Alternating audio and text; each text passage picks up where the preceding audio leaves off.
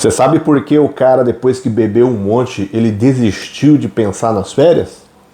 Porque ele já começou a dar uma viajada. Fala pessoal, tudo bem? Eu sou o professor Luciano Kenji e você está no Cinegel. Você gosta de viajar? Você já se meteu em alguma roubada quando você planejou o seu rolê, ou até mesmo quando já estava lá? O filme de hoje é um filme de terror que, na verdade, aqui no Brasil não é muito bem visto, não é muito querido por parte da galera.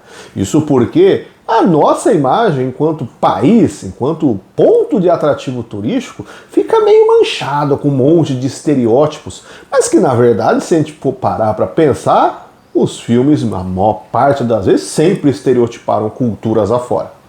É que quando falasse do Brasil, aí dá aquela dorzinha a mais, né? Tem aquele âmbito pessoal. Nós vamos falar aqui sobre uma atividade que, por mais que você ache que é só rolê, é só lazer, ela tem um peso econômico grande para algumas pessoas, para algumas cidades, alguns países. E não é só por rolê aleatoriamente. Tá a fim de recordar ou conhecer esse filme e entender um pouquinho mais sobre o turismo? Então vem conferir comigo!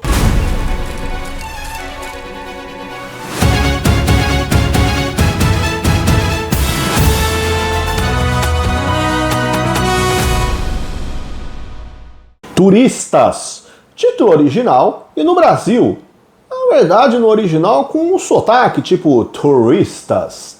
Filme de 2006, dirigido por John Stockwell, protagonizado por Josh Duhamel, Melissa George e Olivia Wilde.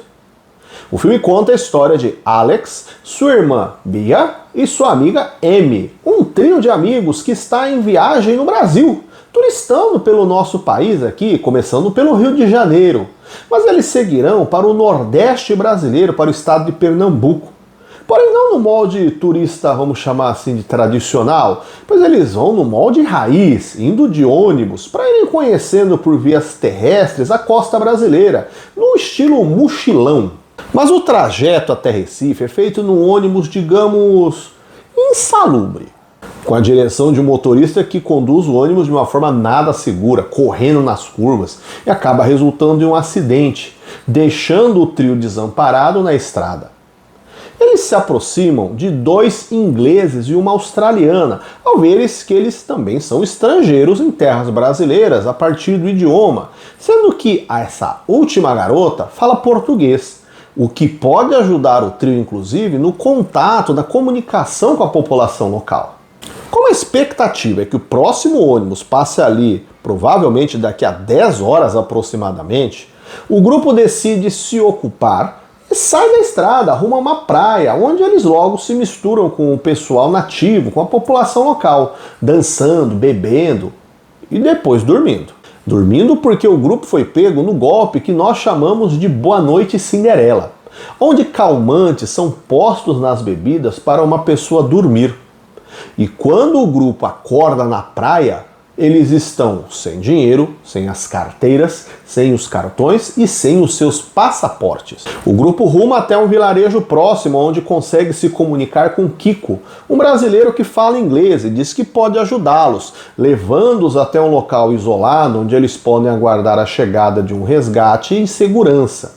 Isso porque, quando o grupo avistou que alguns pertences deles, que foram roubados, estavam com os habitantes locais, eles tentam reivindicar o objeto, tentando questionar de uma forma que o diálogo quase inexiste. E os moradores começam a tomar atitudes hostis, criando um climão que gera uma grande confusão da população com esse grupo de turistas. Caso você não tenha acompanhado na época, saiba que este filme gerou uma grande repercussão negativa aqui no Brasil, pois ele faz a imagem totalmente não convidativa para o estrangeiro vir para cá turistar, pois ele encontrará no Brasil um golpe do Boa Noite Cinderela, roubo, apelo nitidamente forte do filme do turismo sexual, e o ponto que é a parte final do filme, que é melhor eu não contar para não dar spoiler, mas saiba que dá a cara de que nós não somos tão amigáveis assim com estrangeiros inocentes que venham para cá turistar. O tema do turismo neste filme abre a possibilidade de explorarmos no canal uma questão que talvez para a maioria das pessoas não seja tão óbvia, que é a classificação dos tipos de turismo. A maioria das pessoas está acostumada a associar o turismo a uma atividade que é só para lazer, para o seu rolê de férias, para o bate-volta do final de semana ou aquele respiro no feriado. Mas saiba que o turismo é um setor econômico, primeiro que está em grande expansão, e, para entendermos o que vamos focar no vídeo, que tem uma série de classificações, a partir de o que motiva o turista a se deslocar para aquele ponto. O turismo é o nome dado ao deslocamento com pernoite, na qual a pessoa sabe que irá retornar para o ponto de origem. Quando ela vai para ficar no local para onde ela se deslocou, o status para essa pessoa é outro, definido como imigrante. Inclusive você pode conferir depois vídeos aqui no canal que falam sobre geografia do turismo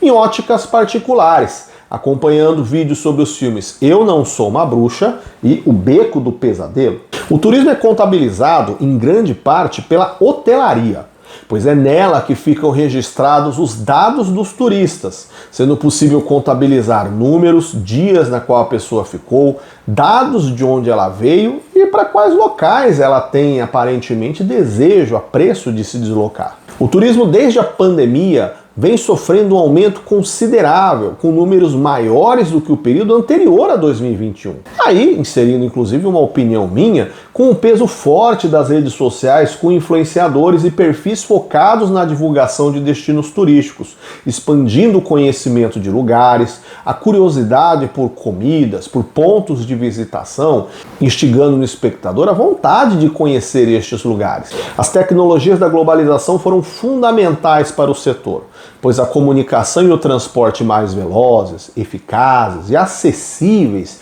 permitiram que as pessoas conseguissem se deslocar com mais velocidade, com mais conforto. Como eu já disse anteriormente, o turismo é mais do que só lazer.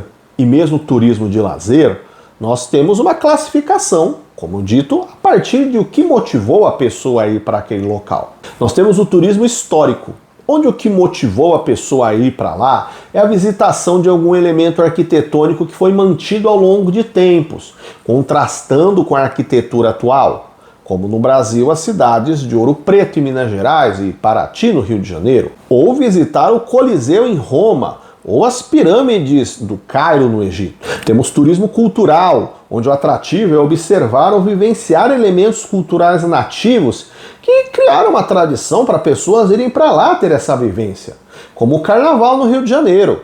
O Rio de Janeiro, na verdade, sendo só um exemplo, porque o Carnaval é forte em vários pontos do Brasil. Ou a festa de São João de Campina Grande, na Paraíba. Você já ouviu falar de Oktoberfest na Alemanha? Que inclusive é uma festa replicada em alguns locais aqui no Brasil. Ou a Holi Festival na Índia, que celebra a chegada da primavera com uma celebração a várias cores. Temos o turismo religioso, na qual o motivador para as pessoas visitarem o local é alguma questão de sua fé, ou uma curiosidade para conhecer elementos da fé de certas pessoas que não sejam da sua religião, como Aparecida em São Paulo, ou Juazeiro do Norte, a terra do Padre Cícero no Ceará. Ou fora do Brasil, como Jerusalém em Israel ou Meca na Arábia Saudita. Tem turismo ecológico, onde a pessoa tem o intuito de visitar paisagens naturais mantidas, ter a vivência na interação com o meio, como o Pantanal no centro-oeste brasileiro, ou visitar a floresta amazônica, ver o encontro das águas dos rios Negro e Solimões em Manaus, vislumbrar as cataratas do Rio Iguaçu, podendo ser tanto no Brasil quanto na Argentina, ou visitar um safari na África. Mas o mais curioso tipo de turismo é o que talvez passe despercebido para boa parte das pessoas, que é o chamado turismo de negócios. Estas são pessoas que turistam por motivações diretamente ligadas ao seu trabalho. Você já parou para pensar o que os hotéis fazem quando não é um feriado ou um período de férias? Ou ainda, já reparou que cidades que talvez a princípio não parecem ter grande apelo turístico de lazer, como São Paulo ou Porto Alegre, elas possuem rede hoteleira, inclusive bastante grande, com muita presença? Estes hotéis vivem com um público de pessoas que viajam por conta de seus trabalhos. Pode ser uma reunião, pode ser uma apresentação, a necessidade de comprar algo, fechar alguma negociação, para fazer uma revenda no seu comércio local. Quer dizer, são muitas possibilidades, mas é um deslocamento feito a partir de uma demanda, uma necessidade para a sua renda, para o seu trabalho. A uberização da hotelaria é uma realidade de hoje, com aplicativos como o Airbnb, que mudou o cenário do turismo quanto à hospedagem, exigindo dos hotéis uma nova postura enquanto estratégias para a recepção desses turistas na competitividade dos valores. Mas este é um tema que a gente pode abordar num próximo vídeo. E aí, você conhecia esse filme? Você tinha essa lembrança? O que você achou disso? Deixe seu comentário aqui embaixo. Gostou? Dá um joinha, compartilha com seus amigos e a gente se vê no próximo vídeo. Até mais, tchau, tchau!